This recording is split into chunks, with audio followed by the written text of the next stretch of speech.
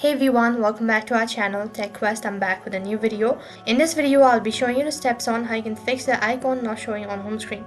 So I'm going to be showing you a different method on how you can fix it. So make sure to watch this video till the end and follow the instructions guided. So then the first method, in order to fix icon not showing on home screen issue, what you can do is right click on your mouse anywhere on your screen. So after that, click on view, and on the other side once again there's a pop-up, and make sure that show desktop icon feature is enabled or there is a tick mark on it. So once you do this, it might be able to fix the issue and you might be able to see your icons on your desktop home screen. So the other thing what you can do is, in case if you're still unable to fix it, then you can open up your settings, click on the search bar and then type in settings. After you click on it, you'll be taken to the settings page, and in the left hand side bar, click on personalization.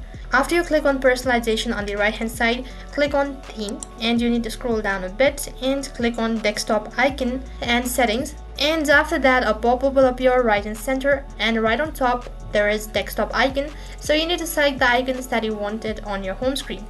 So if you unmark this, then this following option will not be on your home screen.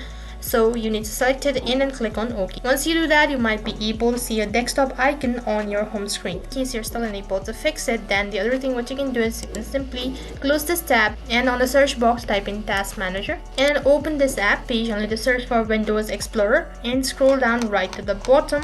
Once you find Windows Explorer, right click on your mouse and then click on Restart. Once you do this, you might be able to fix the issue. So those were the method on how you can fix icon not showing on home screen on your Windows 11. So that is all for this video. I hope the video was helpful. Make sure to like, share and subscribe to our channel. Thank you for watching.